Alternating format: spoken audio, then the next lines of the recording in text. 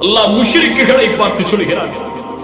அதுதான் நமக்கும் பொருந்தும். அல்லாஹ் நம்மை பாதுகாப்பானாக. அல்லாஹ்விற்கு கொடுக்க வேண்டிய கதிரை, கண்ணியத்தை, மதிப்பை அந்த முஷ்ரிக்குகள் கொடுக்கவில்லை. அல்லாஹ்விற்கு கொடுக்க வேண்டிய மகத்துவத்தை அவர்கள் கொடுக்கவில்லை. வமா கதருல்லாஹ ஹக்க கத்ரிஹி.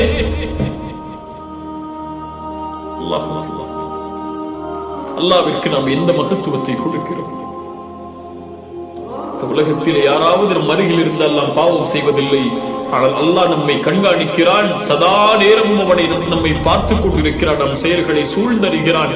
ஆனால் நாம் பாவம் செய்கிறோம். நம் பெற்றோருக்கு கொடுக்கக்கூடிய அந்த ஹயா, வெட்க உணர்வை அல்லாஹ்விற்கு கொடுத்தோமா? நம்மை பார்ப்பவர்களில் அல்லாஹ்விற்கு எந்த தரத்தை நாம் வைத்திருக்கிறோம்? வமா கதருல்லாஹ ஹக்க கத்ரிஹி.